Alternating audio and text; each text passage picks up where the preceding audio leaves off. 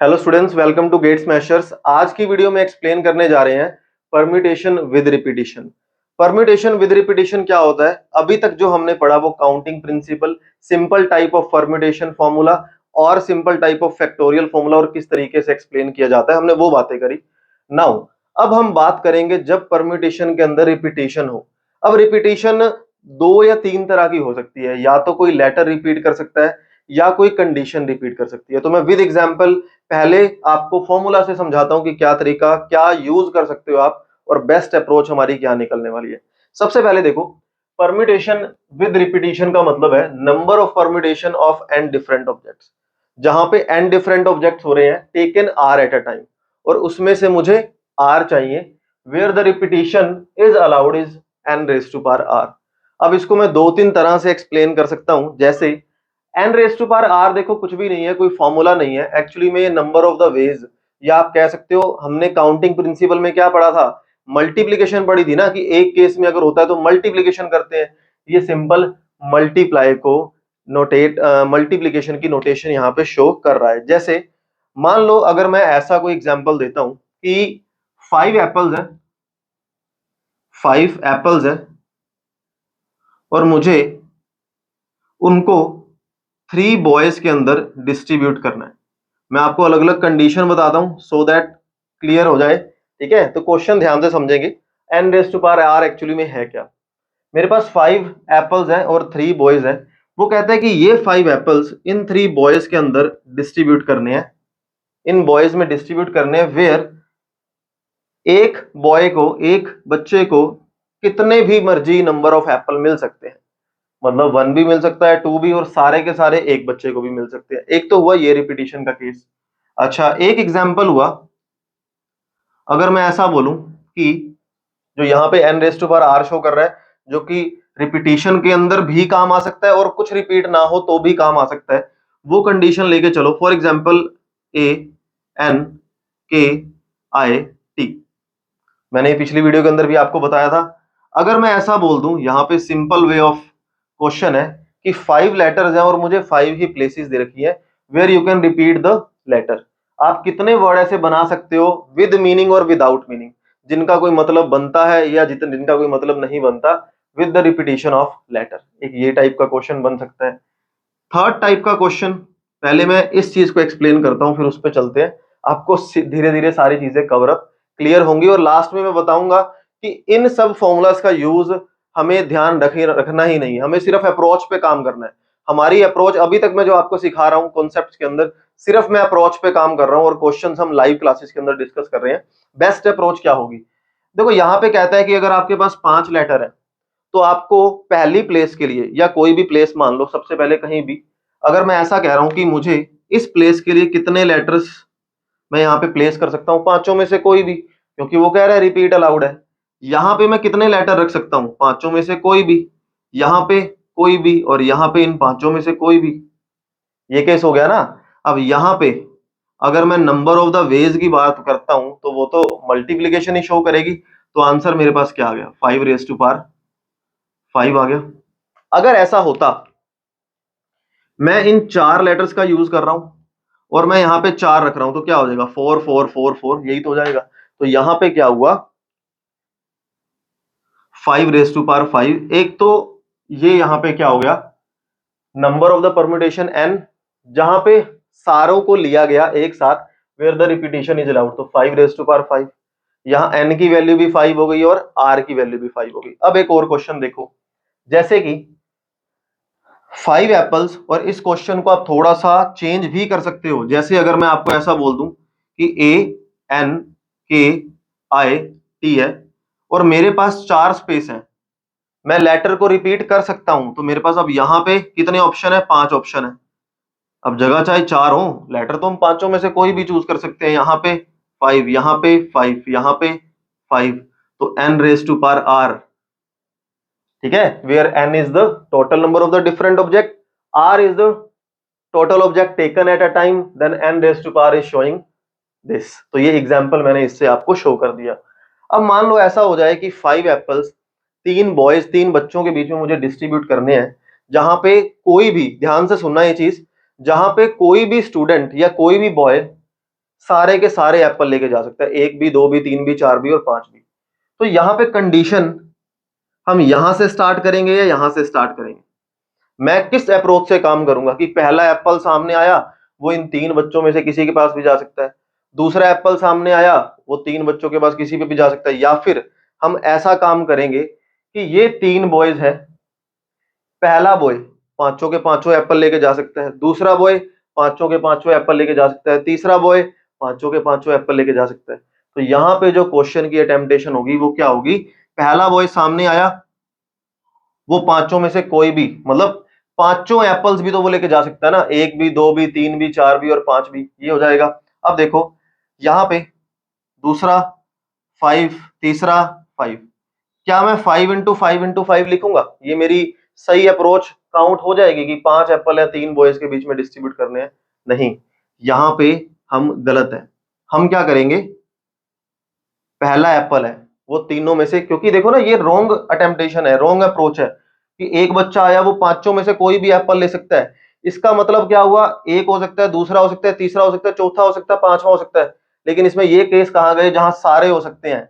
ध्यान से देखो इसका आंसर एक बारी, मेरी बात ध्यान से सुनो। पहला बच्चा सामने आया, वो एक एप्पल, यानी कि उसको पहला एप्पल मिल सकता है, हो सकता है उसको दूसरा एप्पल मिल जाए, हो सकता है तीसरा, हो सकता है चौथा, हो सकता है पांचवा, ये इसको काउंट कर रहा है। लेकिन हमें क्या चाहिए, एक बच्चा पांचों एप्पल भी ले सकता है, वो तो काउंट ही नहीं हुआ ना। तो इसका मतलब दिस इज आर रॉन्ग अटेम्प्टेशन, ये मेरी रॉन्ग अटेम्प्टेशन है। अब सही अटेम्प्टेशन क्या होगी कि पहला एप्पल आया, वो तीनों में से किस बच्चे को मिल सकता है? किसी को भी। दूसरा आया, वो भी किसी को भी। तीसरा आया, वो भी किसी को भी। चौथा आया, वो भी किसी को भी। पांचवा आया, वो भी किसी को भी। तो यहां पे मैं ऐसा नहीं कहना चाह रहा कि n is less than r, नहीं, ये एक अलग केस आ गया जहां पे रिपीटिशन अलग तरीके की हो रही है, एप्पल किसी के पास भी जा सकता है। यहाँ पे लेटर रिपीटिशन की बात हो रही है, तो मेनली हम रिपीटिशन के बारे में, इस टाइप ऑफ केस के क्वेश्चन बनते हैं। और अगर मैं मान लो एक और एग्जांपल से आपको समझाऊं, आई होप दोनों कंडीशंस आपको अच्छे से क्लियर हुई होंगी। मान लो एक और छोटा सा एग्जांपल लेते हैं, जैसे एक कोई भी ट्रैवल बैग है और उसके पास मान लो कि 3 रिंग्स हैं, लॉक लगा होता है ना ट्रैवल बैग पे, उसमें 3 रिंग्स है और हर रिंग के अंदर total number of 6 different digits है। 4 ले लेते हैं, थोड़ा सा एग्जांपल और अच्छा कर लेते हैं। टोटल नंबर ऑफ 6 डिजिट्स है, जैसे 0 1 2 3 4 5, यहां पे भी 0 1 2 3 या 1 से स्टार्ट कर लो 6 तक, कुछ भी। अगर मुझे ये बैग ओपन करना है, फॉर एग्जांपल अगर मेरा पासवर्ड है 1 2 3 4, तो मेरा पासवर्ड तो इसी से ओपन होगा। अगर मैं पहले रिंग में 1, दूसरे में 2, तीसरे में 3 और अगले में 4 लेके जाऊंगा, तभी मेरा पासवर्ड होगा। वो कहता है अनसक्सेसफुल अटेम्प्ट कितने होंगे? यहां भी परम्यूटेशन विद रिपीटिशन काम कर रही है। कैसे काम कर रही है? यहां पे ये नहीं देखोगे आप 6 डिजिट सामने आए, वो कौन सी रिंग में आ रहे हैं। पहली रिंग सामने आई, पहली रिंग में मैं कितने डिजिट्स को चेंज कर, कितनी डिजिट्स की अरेंजमेंट कर सकता हूं? 6। दूसरे में 6, रिपीटिशन हो रही है, 6 में से कोई मर्जी लगाऊं। क्या दूसरी रिंग को पहली रिंग के डिजिट से फर्क पड़ रहा है? नहीं पड़ रहा, ठीक है ना। दूसरा हो गया, तीसरा 6, चौथा 6, तो ये हो जाएगा 216 into 6, that is equal to 1296। ये आंसर आ गया, ठीक है जी। अब देखो मल्टीप्लाई बाय 6 है यहाँ पे। अब देखो ये आया 1296, मेरे पास आंसर निकल के आ गया, बट उसने क्या बोला? अनसक्सेसफुल अटेम्प्ट बताओ। ये तो मेरे पास total number of the attempts बन गए ना, कितने मैं परम्यूटेशन या अरेंजमेंट करके जा सकता हूं। एक तो पासवर्ड इसमें से ऐसा होगा ना जो सही होगा, 1 2 3 4, तो total number of the arrangements for the unsuccessful attempt कितने हो गए? 1295। ये सब केसेस परम्यूटेशन विद रिपीटिशन को शो कर रहे हैं, जहां पे n टोटल ऑब्जेक्ट है, r को एक टाइम पे लिया गया है, इस फॉर्मूला का यूज हो रहा है। तो क्या हम इस फॉर्मूला की तरफ ध्यान देंगे? बिल्कुल भी ध्यान नहीं देंगे। आप सिंपल कॉन्सेप्ट पे ध्यान दोगे, हर क्वेश्चन में अपनी बेस्ट अप्रोच लगा के जाओगे। मैंने पहले भी बोला, फॉर्मूला हमको ध्यान नहीं रखना, फॉर्मूले पे मत जाओ। कैलकुलस में फॉर्मूला ध्यान रखेंगे, डिस्ट्रीब्यूशन में रखेंगे, जहां पे ध्यान रखना है वहां रखेंगे, जहां बेस्ट अप्रोच लग सकती है वहां पे नहीं रखना। तो आई होप अच्छे से क्लियर हुआ। अब बात करते हैं कि किस टाइप के क्वेश्चन आते हैं। अभी तक मैंने सिर्फ बेसिक आपको एक्सप्लेन किया।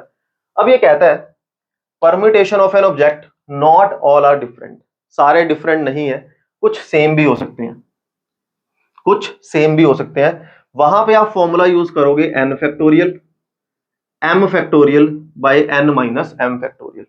इसका मीनिंग क्या है? m टोटल नंबर ऑफ, मान लो 10 प्रोडक्ट है, 10 ऑब्जेक्ट्स हैं, जिसमें से 4 कुछ एक तरह के हैं, आइडेंटिकल है, बाकी बचे हुए 6 यानी कि 10 माइनस में 4 कुछ एक तरह के हैं, आइडेंटिकल है। या सिंपल एग्जांपल ले लो, 6 रेड बॉल एक तरह की पड़ी है, 4 ब्लैक बॉल एक तरह की पड़ी है, तो आप total number of the arrangements का फॉर्मूला ये यूज करोगे। क्या फॉर्मूला याद रखना है? नहीं। फिर से एक एग्जांपल देखो, देखो जैसे मान लो मैं कुछ लेटर्स का यूज कर रहा हूं, ए और बी। सिंपल एग्जांपल लेते हैं, मैं ए का यूज कर रहा हूं, मैं बी का यूज कर रहा हूं, मैं ए का यूज कर रहा हूं, मैं बी का यूज कर रहा हूं। दूसरा मैंने एग्जांपल लिया 1 2 1 का। हमें सबसे पहले कहता है 3 डिजिट्स हैं हमारे पास, 3 डिजिट्स हैं, उससे बनने वाले total number of the arrangements की बात करो। तो आप सीधा आंसर क्या देते थे कि 3 डिजिट्स हैं, 3 डिजिट्स का यूज करके कितने बनेंगे? 6 बनेंगे। Total number of the arrangement की बात कर रहा हूं मैं, ठीक है, total number of the arrangements की बात कर रहा हूं। अब वो 6 कौन कौन से केस होंगे? हो सकता है वो नंबर 123 बने, 132 बन सकता है, 213 बन सकता है, 231 बन सकता है, 312 बन सकता है, और 321 भी तो बन सकता है। तो total number of the arrangements कितनी हो गई? 6 हो गई। लेकिन अगर ऐसा हो जाए कि मैं कोई भी 2 डिजिट या कुछ भी रिपीट कर दूं, तो how many different arrangement can be possible? यहां पे सारे डिफरेंट नहीं है ना, 2 आइडेंटिकल आ गए, तो कितने अरेंजमेंट बनेंगे? अब इस फॉर्मूला का यूज करते हैं।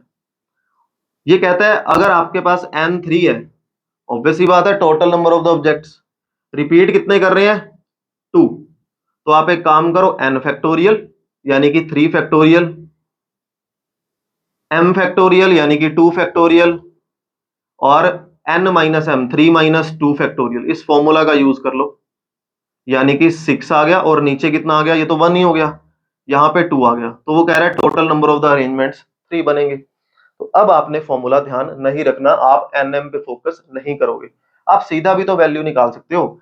121 है, एक नंबर 112 भी तो बन सकता है, और एक नंबर 211 भी तो बन सकता है। इसके अलावा तो कोई डिफरेंट नंबर बनेंगे ही नहीं। तो बेस्ट मेथड क्या होगा? आपको क्या ध्यान रखना है तो वो फॉर्मूला ही, लेकिन एनएम एक्स ये सब याद रखने की जरूरत नहीं है। इवन मैं नोट्स भी आपको प्रोवाइड कर रहा हूं, बट फिर भी 3 टोटल है, डिवाइड बाय में रिपीट कितने कर रहे हैं? 2 ना, बस आंसर। ठीक है, अगर यहां पे ऐसा होता total number of the different arrangement बताओ कितनी होंगी?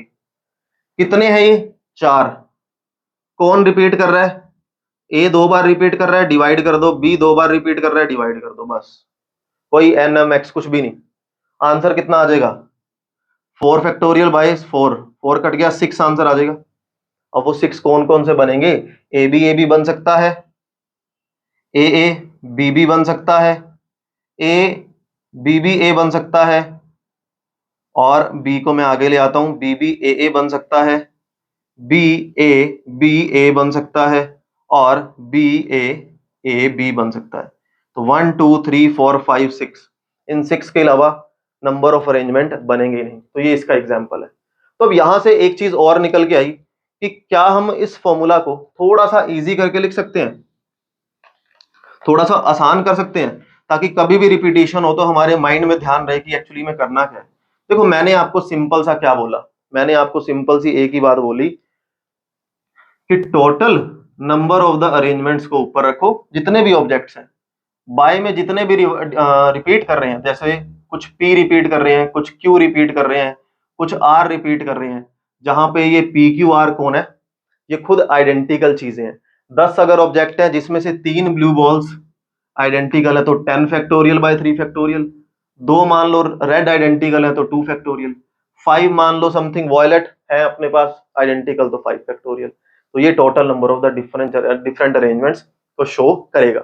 आई होप आपको परम्यूटेशन विद रिपीटिशन बहुत प्यार से अच्छे से समझ आया। अब मैं कुछ एक एग्जाम्पल से आपको यहां पे करके दिखाता हूं कि एग्जाम में किस तरह के क्वेश्चंस को अप्रोच दी जाती है, और सारा का सारा आपका कॉन्सेप्ट बहुत प्यार से बहुत अच्छे तरीके से क्लियर होगा। सबसे पहले फर्स्ट क्वेश्चन आपके सामने है, simple type of question is there. हमें कहता है अ बॉय हैज 3 पॉकेट्स, एक बॉय के पास 3 पॉकेट्स हैं। In how many ways can he put 6 marble in the pocket. एक बॉय है जी, उसके पास 3 पॉकेट्स हैं और 6 मार्बल्स को, ठीक है, 1 2 3 4 5 6, वो 6 मार्बल्स को इन पॉकेट्स में कैसे डाल सकता है, वेयर एक पॉकेट जो है वो कितने भी नंबर ऑफ द मार्बल्स लेके जा सकती है। अब यहां पे सिंपल सा लॉजिक बनता है, अगर ये 6 है ये 3 है, या तो आंसर 3 रेज टू पावर 6 होगा, या आंसर 6 रेज टू पावर 3 होगा, यही होगा। आप कहोगे sir 6 raise to power 3 n is always greater than. भाई केस सुनो, केस को थोड़ा प्यार से देखो, क्या केस कहना चाहता है। यहां पे 3 raise to power 6 is the correct answer. कैसे, देखो पहले मार्बल पे कंडीशन लग रही है, जैसे वहां था एप्पल वाला, सेम क्वेश्चन है। मार्बल आया, वो तीनों में से किस पॉकेट में जा सकता है, किसी में भी जा सकता है, तो 3। दूसरा मार्बल तीनों में से किसी में से भी, तीसरा मार्बल, चौथा मार्बल, पांचवा मार्बल और छठा मार्बल। आंसर क्या आ गया, 3 रेज टू पावर 6। अब वो अप्रोच गलत क्यों है 6 रेज टू पावर 3 वाली, क्योंकि ये पता है किसको शो कर रहा है, आंसर आ गया 729, ठीक है, 3 रेज टू पावर 6। अब ये पता है अप्रोच किसको शो कर रहा है, ये कहता है पहली पॉकेट है वो कितने मार्बल्स को कंटेन कर सकती है, इसको कर सकती है, इसको कर सकती है, इसको इसको इसको इसको। हमने ये बता दिया कि कितने तरीकों से ये कर सकती है, हमने बताना है कि कितने के तरीकों से ये 6 मार्बल्स इन पॉकेट्स में जा सकते हैं, जहां एक पॉकेट में 6 के 6 आ सकते हैं। यहां पे वो केस काउंट नहीं हुआ, क्योंकि अगर मान लो इसने बोला इस रिंग के अंदर, इस पॉकेट के अंदर या तो ये मार्बल जाएगा, या ये मार्बल जाएगा, या ये मार्बल जाएगा, तो total number of the arrangement 6 तरीकों से हो सकता है। क्या इसने ये काउंट किया कि इस पॉकेट में 2 मार्बल आ जाएं, 3 आ जाएं, 4 आ जाएं, 6 के 6 आ जाएं? काउंट ही नहीं हुआ ना, तो this is the wrong approach. ठीक है, तो डिपेंड करता है सिचुएशन क्या है, हमारी बेस्ट अप्रोच लगानी है, इन शॉर्ट सिंपल तरीका अप्लाई करना है, मैथमेटिकल फॉर्मूलाज के ऊपर ध्यान नहीं देना परम्यूटेशन के केस में, सिर्फ लॉजिक पे जाना है। अब देखो नेक्स्ट क्वेश्चन है, आई होप क्लियर हुआ आप सभी को। क्वेश्चन नंबर 2 कहता है how many 4 digits number can be formed with the digit 1 2 3 4 5। 1 2 3 4 5 6, in 6 digits का यूज करना है और मुझे 4 डिजिट नंबर बना के दिखाना है, मुझे 4 डिजिट नंबर बना के दिखाना है, where any number, where digit may be repeated any number of the time. एक डिजिट कितनी मर्जी बार रिपीट हो सकता है। तो यहां पे सिंपल सा लॉजिक है, इस जगह के लिए मेरे पास कितने ऑप्शंस हैं, 6, इस जगह के लिए 6, इसके लिए 6, इसके लिए 6, तो आंसर कितना आ गया, 6 रेज टू पावर 4 आंसर आ गया। सिंपल क्वेश्चन था, 1296 इज द करेक्ट आंसर। तो सिंपल क्वेश्चन था। अब चलते हैं थर्ड क्वेश्चन पे, अगेन बहुत प्यारा क्वेश्चन है। How many different numbers of the 6 digits, how many different numbers of the 6 digits can be formed. 6 digit हमें नंबर बनाना है by using the digits 1 1 1 2 2 and last digit हमारे पास है 3।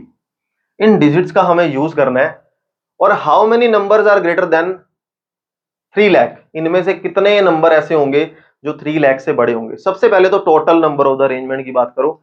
अरे यहाँ पे लेटर डिजिट्स हैं कितने, 6 है ना, जगह कितनी है, 6।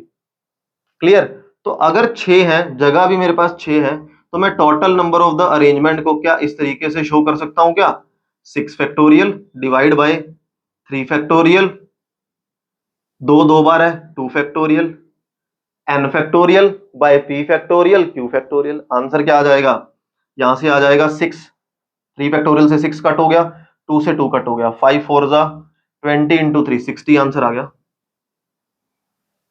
Total number of the 60 numbers बन सकते हैं। क्लियर, अब ये कहता है इनमें से कितने नंबर ऐसे हैं जो 3 लाख से बड़े होंगे। अब ध्यान से सोचो, मैं इन डिजिट्स में से, अगर मेरे 3 लाख से नंबर बड़े हैं तो मुझे इस नंबर पे पहली प्रायोरिटी देनी पड़ेगी, ठीक है ना।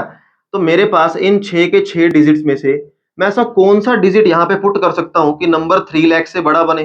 ऑब्वियस सी बात है 3, क्योंकि जब यहाँ पे नंबर 3 लाख से बड़ा होगा तो यहाँ 3 होगा, बाद में चाहे 1 1 1 2 2 आ जाए, या कोई मर्जी एक ही डिजिट बार बार रिपीट हो जाए, 3 3 3 3 1 1 1 1, कुछ भी हो सकता है, 3 लाख से तो बड़ा होगा ना। तो यहाँ पे नंबर ऑफ द वेज कितने हो गए, 3 नहीं 1, एक ही नंबर ऑफ द वेज है ना, एंट्री तो चाहे 3 नंबर की हो रही है लेकिन एक तरीके से हो सकती है। अब जगह कितनी खाली रहेगी, 5 जगह खाली रहेगी। अब यहाँ पे क्या बोल रहा है, how many of greater than 3 lakh, अब इसमें से कितने जो है वो 3 लाख से बड़े होंगे। अब देखो कितनी जगह खाली है, 5 जगह खाली है। यहां पे होगा क्या, 5 फैक्टोरियल डिवाइड बाय 1 कितनी बार रिपीट कर रहा है, 3 बार, 2 कितनी बार रिपीट कर रहा है, 2 बार, ठीक है ना। तो 3 इंटू में 2 तो कट हो गया, 5 4 जा 20 डिवाइड बाय 2, 10 आंसर बच गया। तो उनमें से 10 ऐसे नंबर होंगे जो 3 लाख से बड़े होंगे। आई होप अच्छे से आप सभी को क्लियर हुआ। अब देखो next question, ultimate question of today's video. अगर आपको कुछ भी कॉन्सेप्ट में डाउट रहा तो ये क्वेश्चन आपको सारे डाउट क्लियर करके जाएगा। इस क्वेश्चन को ध्यान से सुन लेना, अब तक का सबसे प्यारा और सबसे इंपॉर्टेंट एग्जांपल देखो।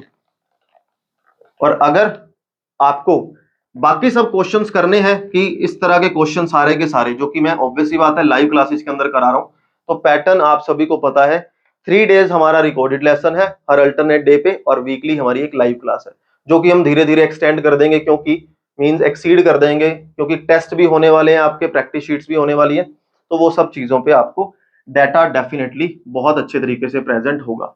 अब यहाँ पे क्वेश्चन कहता है find the number of the arrangements of the letter of the word independence. एक वर्ड दे रखा है जो कि अपने आप में एक बहुत बड़ा वर्ड है, इंडिपेंडेंस।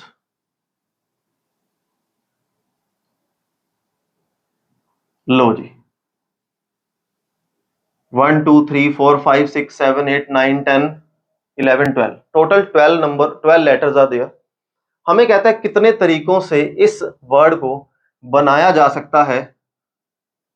सबसे पहले हमें टोटल निकाल के दिखाना है, ठीक है, टोटल निकाल के दिखाना है, तो इसको मैं जीरो में काउंट कर रहा हूं क्योंकि अभी first second third fourth part अलग है। Total number of the arrangements कितनी होंगी, आप सीधा आंसर दे दो 12 फैक्टोरियल, बिल्कुल करेक्ट आंसर है। नहीं भाई गलत आंसर है। अगर 12 है, 12 फैक्टोरियल ऑब्वियस सी बात है करेक्ट होता, कब करेक्ट होता, जब परम्यूटेशन विदाउट रिपीटेशन लगता। यहां पे लेटर रिपीट हो रहे हैं, ध्यान से देखो, ई कितनी बार आ रहा है, ई 3 टाइम्स 4 टाइम्स आ रहा है, एन कितनी बार आ रहा है, 1 2 3, और भी कोई लेटर रिपीट हो रहा है क्या, सी और डी, डी रिपीट हो रहा है, डी कितनी बार आ रहा है, 2 बार आ रहा है। तो यहां पे क्या हुआ, डी 2 बार आ रहा है यानी कि 2 फैक्टोरियल, एन 3 बार आ रहा है यानी कि 3 फैक्टोरियल, ई 4 बार आ रहा है यानी कि 4 फैक्टोरियल, ठीक है। तो ये total number of the arrangement बनेंगे। Calculation is your part. Do the word start with P, सबसे फर्स्ट पॉइंट वो कहता है जो वर्ड बना रहे हो आप वो हमेशा पी से स्टार्ट हो।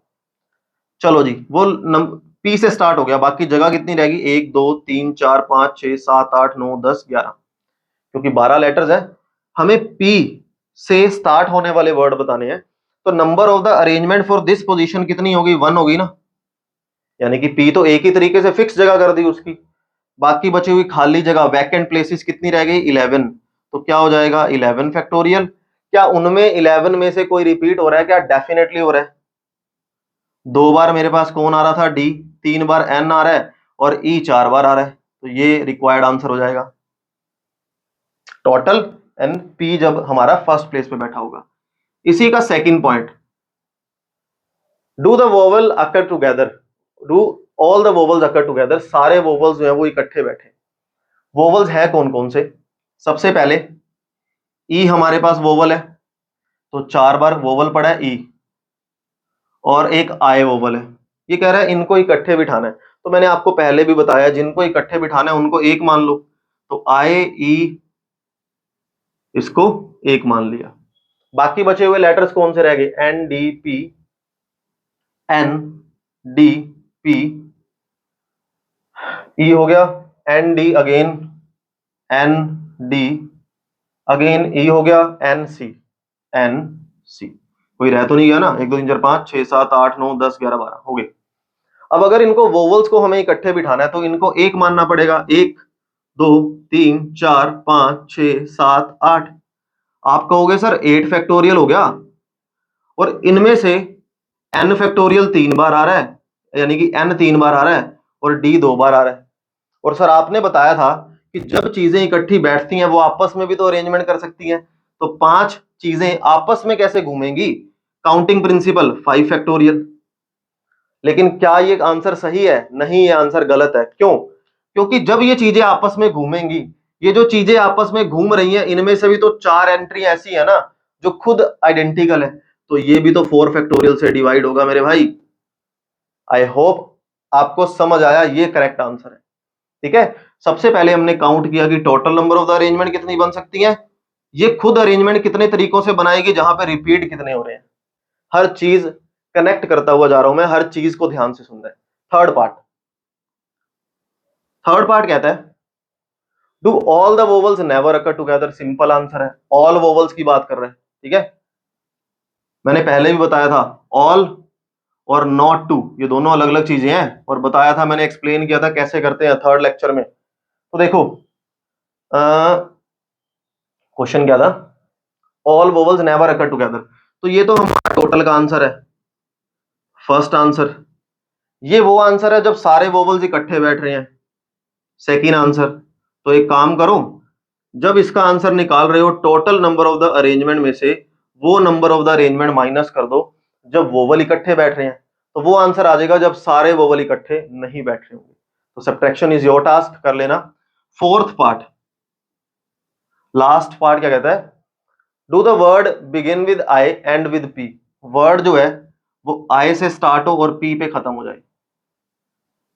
एक दो प्लेसेस तो फिल हो गई, बची कितनी? 1 2 3 4 5 6 7 8 9 10, टोटल 12 लेटर थे। अब 10 चीजों को मैं फिल कैसे कर सकता हूं? 10 फैक्टोरियल, उनमें से भी रिपीट हो रहा है। n कितनी बार रिपीट हो रहा था? 3 बार। d रिपीट हो रहा है 2 बार, और e रिपीट हो रहा है 4 बार। तो this is the correct answer. I hope आपको अच्छे से क्लियर हुआ। तो ये था हमारा क्वेश्चन नंबर 4।